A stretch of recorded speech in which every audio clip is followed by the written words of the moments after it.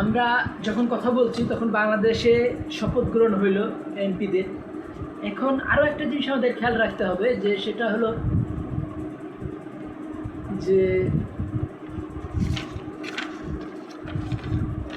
যে বাংলাদেশ বিশ্বকাপ ক্রিকেটে অংশ নেয়নি। এই যে আত্মবিশ্বাস, এই আত্মবিশ্বাসটার রহস্য বাঙালি মুসলমান কি রহস্যজ্ঞানী হয়ে উঠছে কিনা সেটাই আমি আজকে আলোচনা করব। এবং আমার এই একটা কবিতা, ইকবালের, আল্লামা ইকবালের একটা কবিতা আমি এখানে মানে সব বুঝাই দেবো। যা এই যে কবিতাটা পুরো মাঠে নামলে, হ্যাঁ, বাঙালি ক্রিকেট দলের, বাঙালি মুসলমানের ফুটবল দলের বা বাংলাদেশি ফুটবল দলের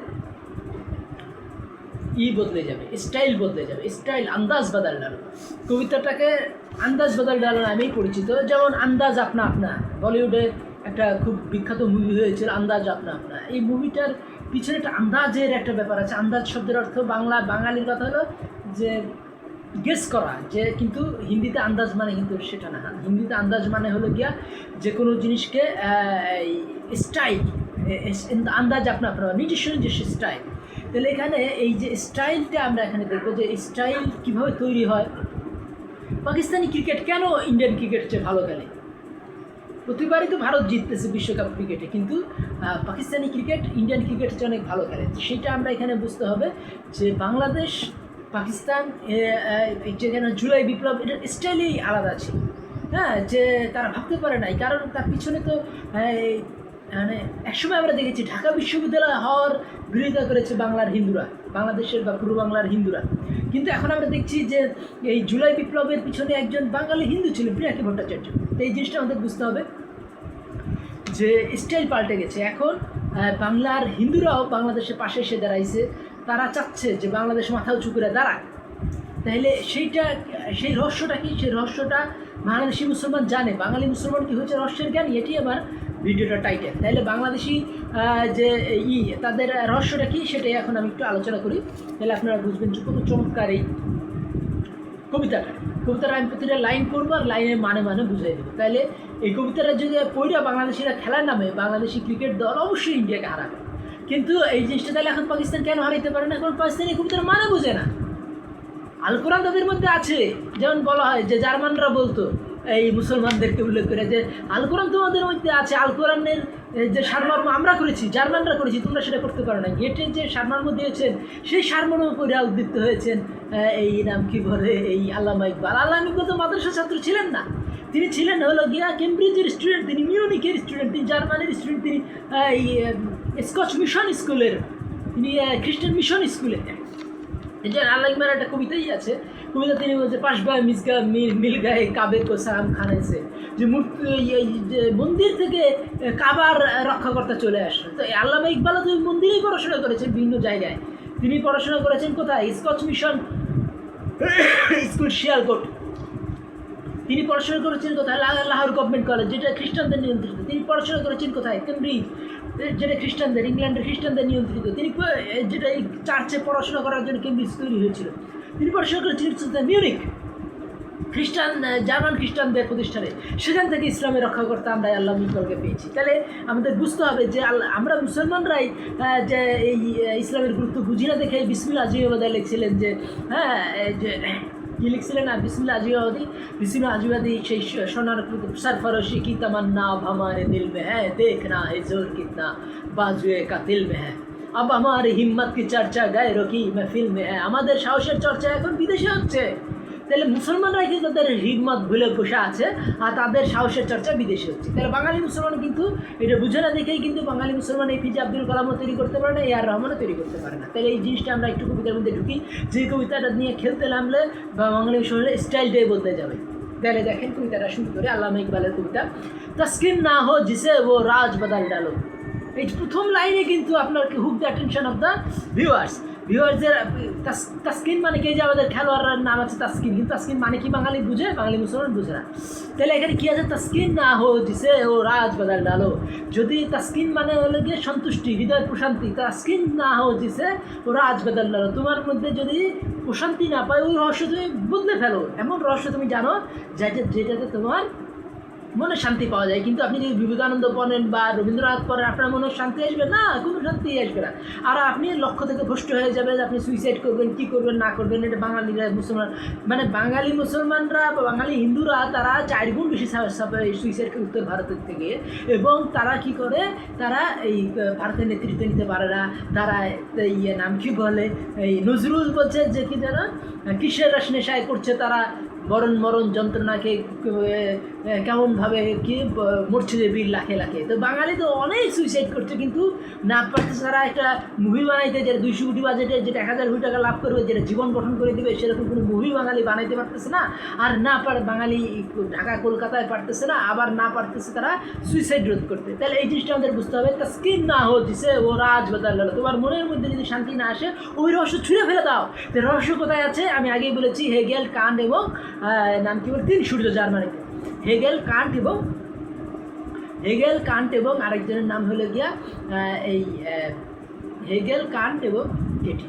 अच्छा, तस्किन ना हो जिसे वो राज बदल डालो, राज ना रख पाए हम राज बदल डालो। যদি একটা রহস্য তুমি বললা একজনকে, সেই রহস্য যদি সবাইকে বলে বেড়ায়, তাহলে তুমি আর তাকে বলবা? তুমি বলবা না, কারণ এতে আপনি বিপদে পড়ে যাবেন। আপনার রহস্য রাখতে পারার মাধ্যমে ওই জিনিসটা আপনি কাজ করতে পারবেন, আপনি একটা জায়গায় সুবিধা পাবেন। তো এই বলছে রাজ না রাখতে পারে ও হাম রাজ বদল ডালো। যদি কেউ রহস্যটাকে রহস্য হিসেবে রাখতে না পারে, তাহলে যাকে তুমি রহস্য বলেছো তাকে তুমি আর রহস্য বলবা না। তাহলে হামরাজ বদল, হামরাজ নামে হিন্দিতে একটা মুভিও আছে। ঢাকা কলকাতা আজ পর্যন্ত হামরাজ নামে কোনো মুভি হয় না, তারা উর্দু বুঝেই না। রবীন্দ্র এই নাম কি বলে, চাঁদ সঙ্গীত, শিয়ালের সঙ্গীত, ওগুলোই গান গেয়ে বেড়ায়। আচ্ছা, তুমনে भी सुनी होगी बड़ी आम कहावत है। তুমিও শুনেছো, খুব সাধারণ একটা কথা। কি বলছে, तुमने भी सुनी होगी बड़ी आम कहावत है, अंजाम का हो खतरा तो आगाज बदल डालो। যদি তুমি পরিণতি নিয়ে ভয় পাও, তুমি শুরুটাকে বদলে দাও। তাহলে এইটাকে যে কোনো ঝগড়া মানে শুরু করার আগে চিন্তা করো, লুক বিফোর এলি। তাহলে কি এটা একটা প্রচণ্ড জ্ঞানের কথা। যে কোনো পরিণতি নিয়ে ভাইবে তুমি কাজ শুরু করো। अंजाम को अगर खतरा तो কি আগাজ বদল, আগাজ মানে শুরু করা, আর আঞ্জাম মানে পরিণাম। তার আঞ্জাম কা হো খতরা তো আগাজ বদল ডালো। पुरुषों दिलों को मुस्कान ना दे पाए, छुरी ना मिले जिसे वो साज बदल डालो। তাহলে কি বলছে যে পুরুষ দিলকে, যে ব্যথা দীর্ণ সুজ মানে কি ব্যথা, পুরুষ যে ব্যথায় জরাজীর্ণ হৃদয় কে যে কি যেন যে হৃদয় যে হাসি তৈরি করতে না পারে, হাসি তৈরি করতে পুরুষ দিলকে যে মুস্কান না দে পায়, যে হৃদয় ব্যথা দিন সেখানে যদি হাসি ফুটাইতে না পারে, আর যেখানে সুরি পাওয়া যায় না, সুরি না মিলে ও সাজ বদল। সাজ মানে কি, যে বাদ্যযন্ত্র। তাহলে যে বাদ্যযন্ত্র সুর মিলতেছে না, আপনি তবলা বাজাচ্ছেন, একটা হারমোনিয়াম বাজাচ্ছে, একটা তবলা তুমি বাদ দিয়ে দাও। হারমোনিয়ামের সাথে যদি তবলা না মিলে, তাহলে তুমি তবলাটা বাদ দিয়ে দাও। নাহলে কারণ বেসুরে একটা হারমোনিয়াম বাজছে, এক সুরে তবলা বাজছে এক সুরে, তাহলে কী হবে, তাহলে তোমার গানটা ভাব নষ্ট হয়েছে। তাহলে হারমোনিয়াম তো গানটা চলে যাবে শুধু। তুই বলছিস যদি ব্যথা দেন হৃদয়, যদি একটা হাসি না পাওয়া যায়, তাহলে আর যদি সুরে না বাজে, সুর যদি না বলে, ওই বাদ্যযন্ত্র তুমি বাদ দিয়ে দাও। दुश्मन का इरादा का अगर जाहिर है करना, তুমি খেলো আন্দাজ বদল ডালো। যদি তুমি দেখা যাচ্ছে তোমার শত্রুর যদি আসল ইচ্ছা কি, এটা যদি তুমি বাইর করতে চাও, তাহলে কি করো, তাহলে তুমি একই খেলা খেলো, কিন্তু জেতার জন্য খেলো। বাঙালি যখন খেলে, কি খেলে ক্রিকেটটা, যেমন পাকিস্তান বাংলাদেশি ক্রিকেট খেলা নিয়ে সমালোচনা হয়, যে বাংলাদেশিরা বলছে যে সারা দুনিয়ার মুসলমানরা যে দোয়া করে বাংলাদেশের ক্রিকেট বিশ্ব চ্যাম্পিয়ন হতে পারবে না। কেন যেতে পারবে না? কারণ ইসলামের যে বা কোরআনের যে মূল সুর, জার্মান সুর, যে সুরে তারা ইংল্যান্ডকে জয় করে ফেলেছিল, যে সুরে তারা আমেরিকার সাথে যুদ্ধ করেছে, যে সুরে মানে 3 বছর 4 বছর আমেরিকাকে সীমান্তে আটকে রেখেছে, সেই সুর তো বাঙালি বুঝে না। যে সুর আমেরিকাকে দখল করে নিয়েছে, জার্মান সুর ছাড়া কি এমারসনের সুর তো আসতো না। এমারসন যে চাঁদে গেছে, মানে আমেরিকা যে চাঁদে গেছে, এমারসন যে চাঁদে যাওয়ার উদ্দীপনা দিয়েছেন, যে এমারসন বলেছেন যে নাম কি বলে, একটা হিমালয় থেকে একটা ইন্দুরের মর্যাদা বেশি, কিন্তু হিমালয়ের প্রাণ না, ইন্দুরের প্রাণ আছে। সেই প্রায় ইতিহাস কোথা থেকে পেয়েছেন এমারসন? কেটে থেকে, ইসলামের সেই উদ্দীপনা থেকে। তা আমরা তো সেই ইসলামের উদ্দীপনা, যে ইসলাম যে ইঁদুর হয়ে হিমালয়কে চ্যালেঞ্জ করতে ভয় করে না, একজন মানুষ 1 লক্ষ মানুষের চ্যালেঞ্জ করতে ভয় করে না, সেই সেই উদ্দীপনা তো বাঙালি মুসলমান হারিয়ে ফেলেছে। বাঙালি মুসলমান এখন রবীন্দ্রনাথকে ফলো করে, বাঙালি মুসলমান এখন এই বিদ্যাসাগরকে ফলো করে, বাঙালি মুসলমান এখন নাম কি বলে মাইকেলকে ফলো করে, বাঙালি মুসলমান এখন নাম কি বলে বঙ্কিমচন্দ্রকে ফলো করে। তাহলে তো হবে না। বাঙালি মুসলমান জীবন দাসকে ফলো করে, অথচ এইসব জীবন দাস, বঙ্কিম, রবীন্দ্রনাথ এরা হলো গিয়ে একটা ঈশের সমান বাতির সমান ইসলামের সূর্যের সামনে, সাদি রুমির সামনে, ইকবালের সামনে। ইকবাল যে পাকিস্তান প্রস্তাব দিয়েছিলেন সেটা প্রতিবাদ করার সাহস পাননি রবীন্দ্রনাথ ঠাকুর, প্রমোদ চৌধুরী এবং নাম কি বলে এই শরৎচন্দ্র চট্টোপাধ্যায়। এবং শরৎচন্দ্রের অনেক কিছুই কিন্তু ইকবাল থেকে চুরি করে। সেগুলো নিয়ে আমি আরেকটা ভিডিও বানাবো, আপনারা দেখতে পারেন। লাইন বাই লাইন দেখাই দেবো যে শরৎচন্দ্র কোথায় কোথায় তিনি এই ইকবালের চুরি করেছে। তাহলে এখন আমরা দেখবো যে এই এবং রবীন্দ্রনাথ কিন্তু চলে না, বঙ্কিমও চলে না এই উত্তর ভারত দক্ষিণ ভারতে, শরৎচন্দ্র চলে। কারণ শরৎচন্দ্রের লেখাগুলো কিন্তু ইকবালের থিমকে ফলো করেই করা হয়েছে। ইকবালের যে মিষ্টি প্রেম, রোমান্টিক লাভ, ইসলামের ইশক, সেটাকেই শরৎচন্দ্র চুরি করে এনেছিলেন। তাহলে এই জিনিসটা, এবং পরবর্তীতে আবার এই নাম কি বলে প্রেমচাঁদ সেই ইসলামের ইশকে ফলো করেছেন বলে প্রেমচাঁদ উত্তর ভারত দক্ষিণ ভারতে এত বিখ্যাত। এই জিনিসটা আমাদের বুঝতে হবে যে अंजाम को अगर हो खतरा तो आगाज बदल डालो, दुश्मन को इरादों को अगर जाहिर है करना, तुम खेलो ही खेलो अंदाज बदल डालो। তুমি শত্রুর আসল ইচ্ছা তুমি যদি বাইর করতে চাও, তুমি সেই খেলাই খেলো, जितार जন্য খেলো, তোমার স্টাইলটা চেঞ্জ করে ফেলো। तो अंदाज बदल डालो, तुम्हारा स्टाइल दुश्मन को इरादों को, दुश्मन नियत जो तुम বাইর করতে চাও, इरादों का जाहिर है अगर करना, তুমি খেলো ही খেলো, তুমি সেই খেলাই খেলো, কিন্তু স্টাইলটা তুমি বদলে দাও। তুমি খেলো ही খেলো, अंदाज बदल डालो। এই দোস্ত কারো হিম্মত, এই যে হিম্মতের কথা আমাকে অনেকেই বলে যে মুসলমানদের হিম্মত কেমন, এই যে এখানেই বলতেছে এই দোস্ত কারো হিম্মত, যে হে বন্ধু সাহস করো, कुछ दूर सवेरा है, কিছু দূরেই সকাল, চাহতে আগার চাহতে মঞ্জিল তো পরওয়াজ বাদাল। রবীন্দ্রনাথের একটা কবিতা আছে, নাম কি বলে কি, এখনই অন্ধ বন্ধ করো না পাখা, খালি ভয় দেখাইতেছে। কেন ভয় দেখানোর কোনো ব্যাপার নাই। হে বন্ধু সাহস করো, কিছু দূরেই সকাল। তুমি যদি জানো যে আর 2 কদম গেলেই তুমি ঢাকা শহরে আসতেছো মফস্বল থেকে, তোমার উদ্দীপনাটা কেমন হবে? তুমি যদি জানো যে তুমি ঢাকার ছেলে, তুমি জানো যে 2 দিন পরে তুমি ওয়াশিংটনে যাচ্ছ, পা দিচ্ছ, তোমার উদ্দীপনাটা কেমন হবে? ঠিক সেই রকমই তুমি যদি হঠাৎ দেখছো রাত্রি অন্ধকার পরে আর একটু পরে তোমার সকাল, তোমাকে সেই রকম উদ্দীপনা উজ্জীবিত করতেছেন আল্লামা ইকবাল। তিনি বলছেন এই দোস্ত, তিনি দোস্ত হিসেবে সম্বোধন করেছেন, এই দোস্ত কারো হিম্মত, সাহস করো, হে বন্ধু সাহস করো, কুছ দূর সাবেরা, কিছু দূরেই সকাল, আগার চাহতে হয় মঞ্জিল তো পরওয়াজ বদল যায়। যদি লক্ষ্য চাও, তোমার উড়ার স্টাইল চেঞ্জ করে ফেলো, পরওয়াজ মানে উড়া, তাহলে তোমার উড়া চেঞ্জ করে ফেলো, উড়ার স্টাইল চেঞ্জ করে ফেলো, যে সে अंदाज़े परवाज बदल, अंदाज़े परवाज যদি আমরা যেমন রবীন্দ্রনাথ নজরুল এই সে লেখা পারবো না, এতই দুঃখময় লেখা হুমায়ুন আহমেদের, তিনি বলতে শুকনা সাঁতার।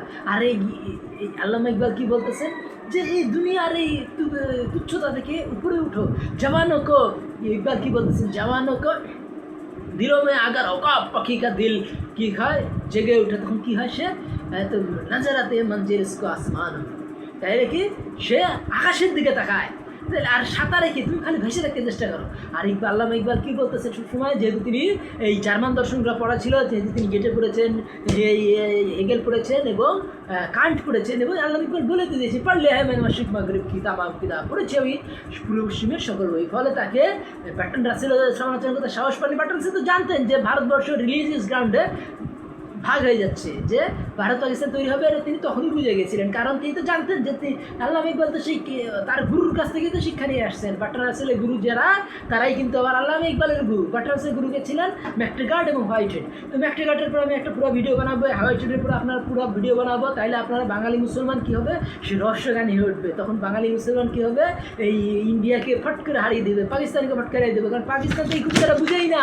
পাকিস্তানে অনেকের সাথে আমি ওই ডিবেট করেছি, পাকিস্তানে অনেকের সাথে আমি ইউটিউবে কমেন্ট করেছি, দেখি যে তারা এই হেগেলও পড়েনি, কান্টও পড়েনি, গেটেও পড়েনি, সে রহস্যের জ্ঞানী পাকিস্তানের নাই। এই কবিতাটা তারা বুঝবে কী করে যে কোন রহস্যের কথা? উল্টা তারা দেখা যাচ্ছে যে ভারতের মুসলমানরা, ভারতের হিন্দুরা যে পড়াশোনা করছে, যারা ইকবালকে নিয়ে পড়তেছে, তারা এখন 3 ইডিয়টস মুভি বানাচ্ছে, কিন্তু পাকিস্তানের মুসলমান 3 ইডিয়টস মুভি বানাতে পারেনি, পিকি মুভি বানাতে পারেনি, এই মুভি লাগে রাও মুন্না ভাই বানাতে পারেনি, মুন্না ভাই ইংরেজ বানাতে পারেনি। তাই কাজে আমাদের এই জিনিসগুলো বুঝতে হবে যে এই রহস্যর জ্ঞানীটা বাঙালি মুসলমান হয়ে উঠতেছে। বাঙালি মুসলমান এখন ক্রিকেটে ভারতকেও হারিয়ে দেবে, পাকিস্তানকেও হারিয়ে দেবে। আমার কথাগুলি ভালো লাগলে আমার চ্যানেল সাবস্ক্রাইব করুন, লাইক বাটন ক্লিক করুন। ধন্যবাদ।